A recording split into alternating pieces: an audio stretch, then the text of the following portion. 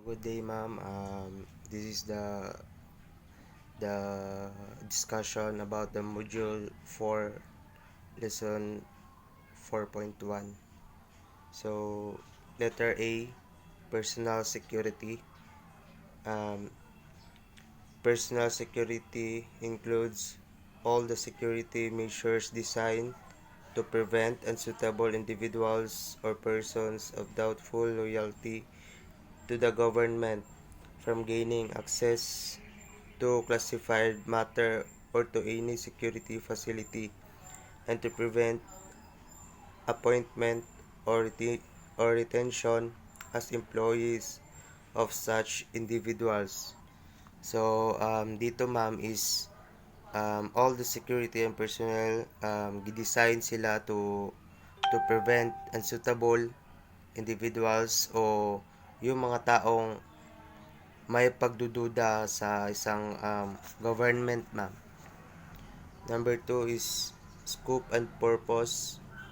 Personal security generally embraces such security measures as personnel security, investigation, security orientation, and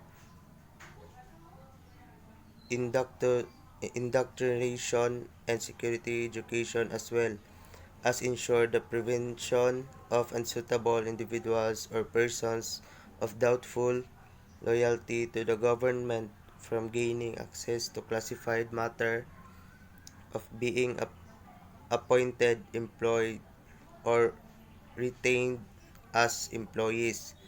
So, number 3 is principle.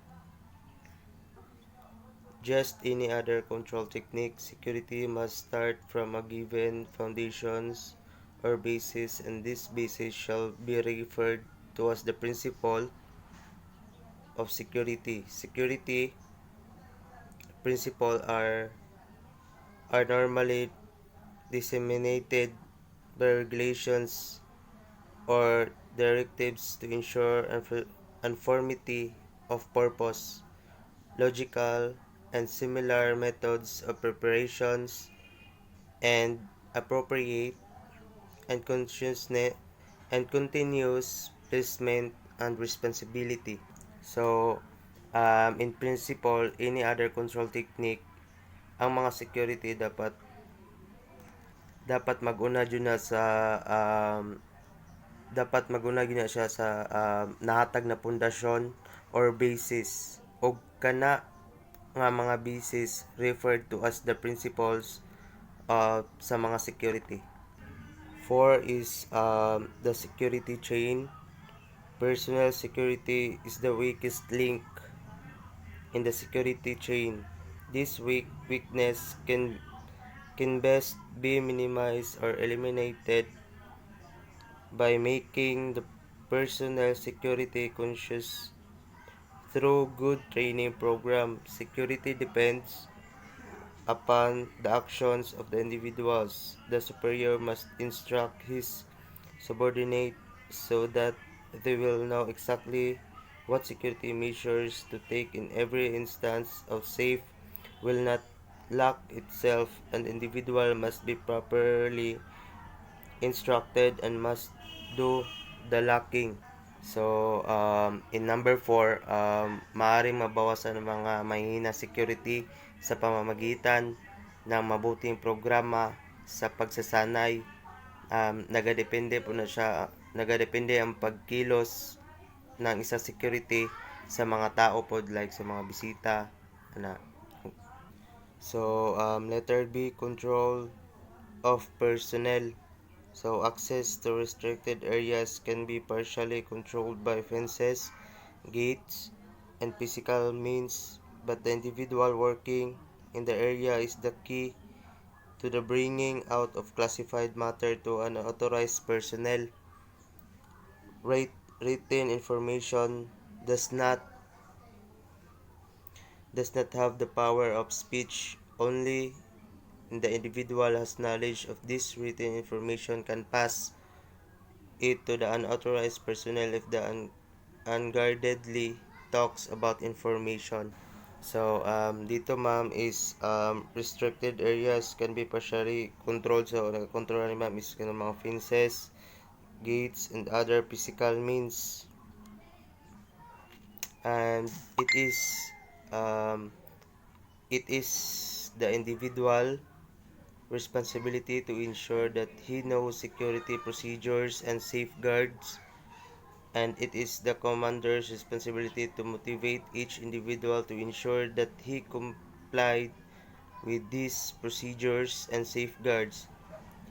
Instructions on security procedures, principles, and concepts are valueless unless one impresses upon each individual having access to classified information the necessity of practicing the need to know concept.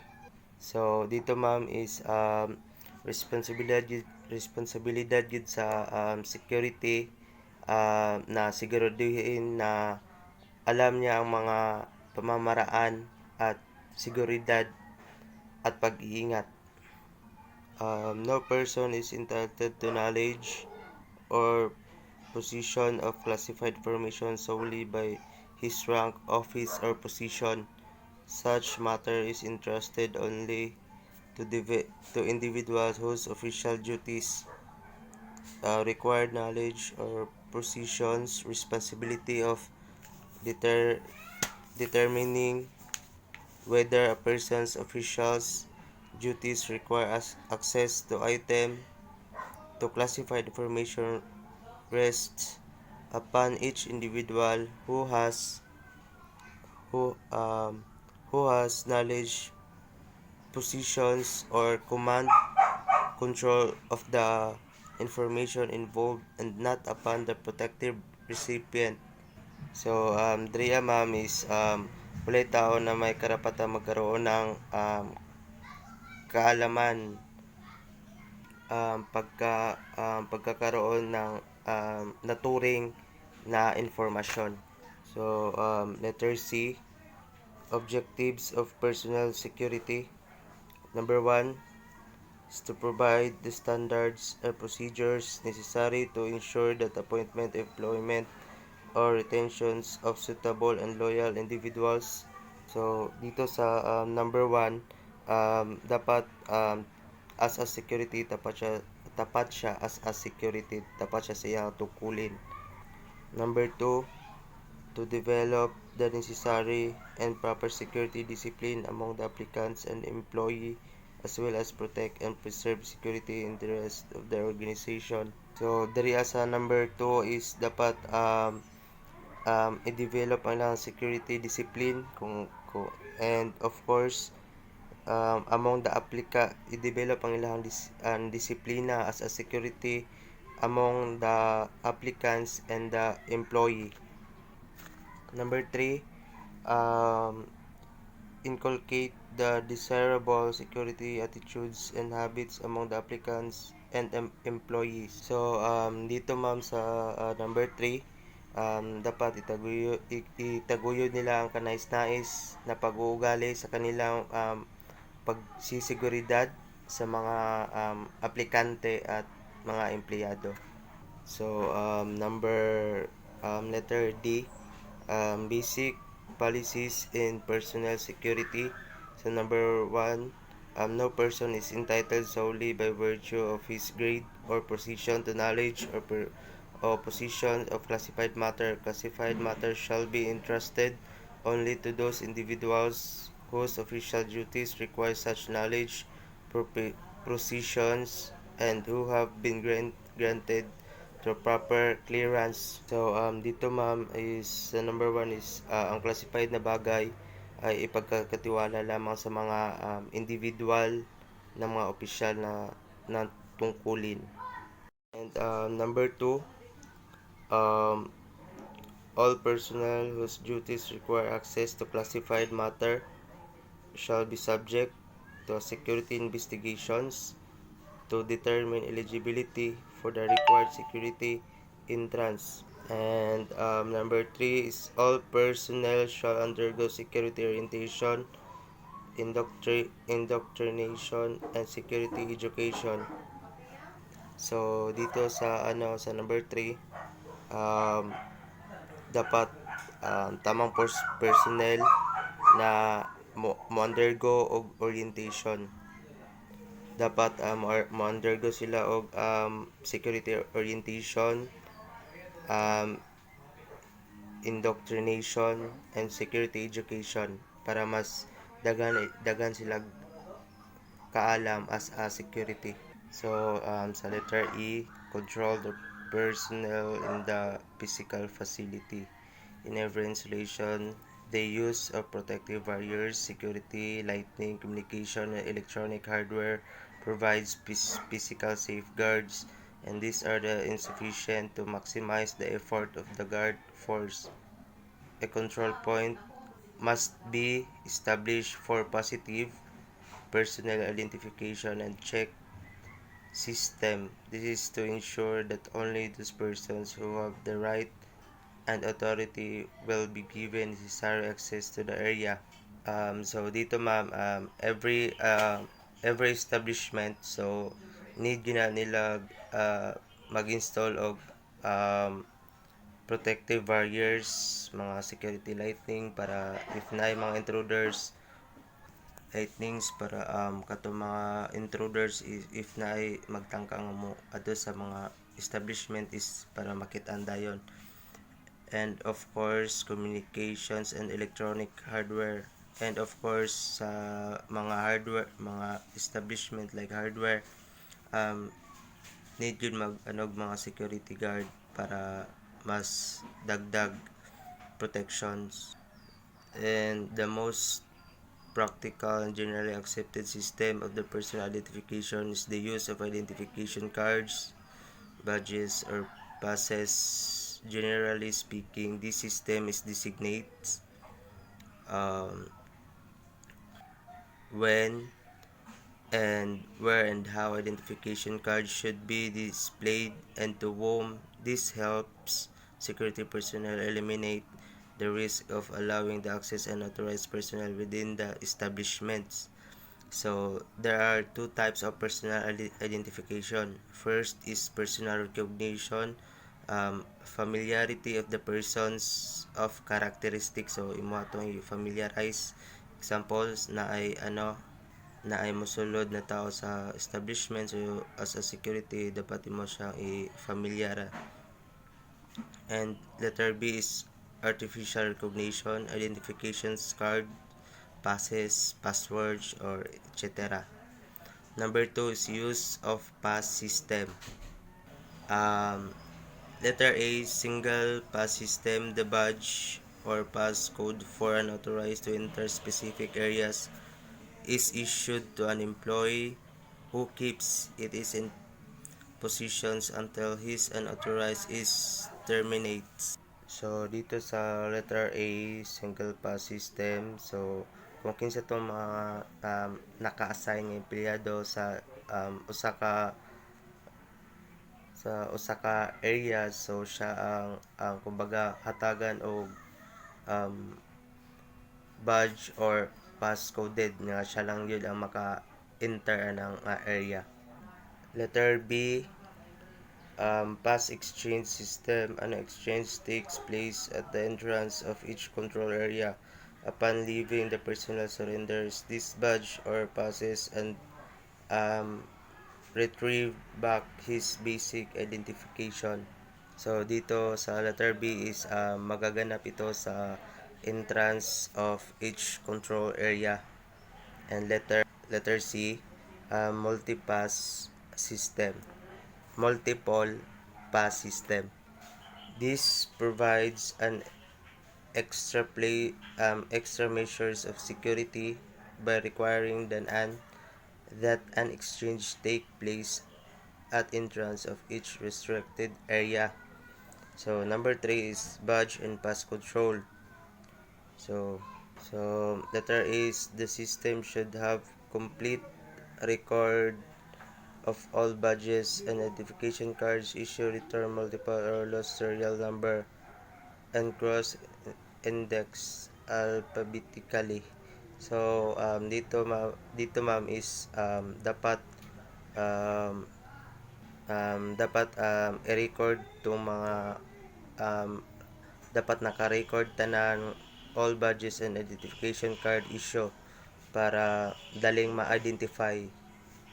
And of letter B is the supervisor from time to time for its accuracy and authenticity should check the list. So diri sa letter B is dapat um, ang mga supervisor is time to time din sila nga moadto para um, para para sad sila pud tong mga tig-check sa mga list na. Sa letter C is passes and badges reported loss should be validated and security entrance be informed through conceptions posting. So letter F, visitors movement control. Security should establish proper methods of establishing the authority of admissions of visitor as well as the limitation threat. This security measure would depend on the sensibility of the installation but could include the following. So number one is visitors logbook. All visitors to any facility should be required to identify themselves and should be given an visitors ID by the security. Visitors logbook should be filled up with the name of visitors, nature, and duration of visit. So, for example, sa isa ka hospital, if na mo visit, dapat magpakita gid sila og ID sa security and of course maglogbook sila sa kung kano sa sila ni sulod unsa nga oras nana. Number 2 is photograph. Taking of photograph should also be considered. Extreme caution must be exercised in areas where classified information is displayed to preclude unauthorized taking pictures of the installation. If visitors has camera and it's prohibited to take picture, said camera should be left in the care of security corresponding receipt. So dapat taking photograph should also be considered. So consider po rin siya as para to example if na visitors nga mosulod pwede nimo siya picturean. So number 3 is escort. If possible, visitors should be escorted by the security to monitor their activity within the establishment and guide them where to go. So as a security dapat escortan nimo ang visitors para maibawan nimo kung unsa yang ginabuhat or para i-guide po nimo siya kung asa siya moadto. And number 4 is visitor entrances. Separate access for visitors and employees of the establishment should be provided. Number 5 is time travel. If there is a long delay or time lapse between departure and arrival, the visitors may be required to show cause for the delay. And number 6, access list. Record predetermined visitors. So imo siyang record, imo siyang ilista if na imo sulod ilista dapat ilang pangalan kasi sila ni sulod nana. So letter G, package movement control. Every facility must establish a system for the control of package entering of leaving the premises. However desirable it is simply unrealistic to suppose that blanket rule forbidding packages or either in or out would be workable. Such as rule would be damaging to the employee morale and many cases would actually work against the efficient operations in the facility. Therefore, since the transporting of packages through the portals is a fact of life, they must be dealt with the order to prevent theft and misoperations of company properties. Thus, number one, no packages shall authorized to be brought inside the industrial installations, offices, and work area without proper authority. This basic precept help reduce, if not eliminate, pilferage, industrial espionage, or sabotage. So, diri as a number one is dapat dili ginaalaw sa isa ka establishment nga magsulod og kanang packages or box sa sulod sa sa sulod sa establishment kay para maiwasan ang sabotage or espionage ana. And number two is outgoing packages carried by personnel should be closely inspected, and those in vehicles should also be checked, as many pilferage items hidden in the surface of the vehicles leaving the compound. So, katong mga package nga nasa gawas is dapat gina-check gyapon to nila kay syempre para maiwasan if basig na ay by something wrong ana nga package. And of course, sa mga sasakyanan dapat gina-check po na nila para maiwasan ang mga banta sa isa ka sa establishment or sa usa ka ano. So number 3, any personnel or visitors entering the installations with the package should deposit the same of the security, and in the return reserve the number tag which he or she will use in the claiming his/her package upon departing. So example sa mall, so dapat kung nakay dalon kay imo siyang ibilin sa baggage counter kay bawal man nimo siya dala-dalaon bisig asa. So dapat ibilin lang nimo siya sa baggage counter. So letter H, control of vehicle in the installations. Vehicular traffic within the boundaries of any facility must be carefully controlled for safety, as well as the control and transporting of pilferage goods from premises. Thus, number 1, privately owned vehicle personnel visitors should be registered and are subject of the identification and admittance of procedure. So, dapat ang mga example is if nakay sakyanan, mga private owned vehicle, dapat naka-register na siya dapat. And of course, para madali siya matiman-an. And number 2 is vehicles should be subjected for search and entrance and exit of installations. Number 3 is all visitors with vehicles should provide the security as to the complete details of the durations of stay, persons to be visited, and other information. So, example, ang pasabot ato ma'am is katong mga visitors nga na mga sakyanan, so dapat dapat nagito sila seguridad no para ilang sakyanan is safety, as well as sila pod dapat maging safety pod sila. Number 4 is all vehicles of visitors should be given a sign sticker be placed on windshield. So for example sa mga mall, sa mga parkinganan, if mosulod ka dito nga nakasakyanan ka, taga butangan og sticker ang imong sakyanan timailhan nga naa ka sa sulod.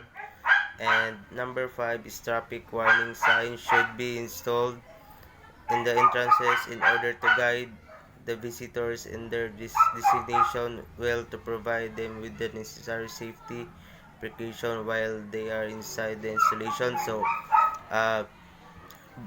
sa inigda yung pasulod mo sa parkingan na dapat nakabutan dra nga traffic warning sign para dili mo magduot, para para align lang ang mga sakyanan, dapat kanang dili magbangga-bangga. Number 6, security personnel must constantly supervise parking areas and make frequent spot searches of vehicles forward there. Letter I, building access control.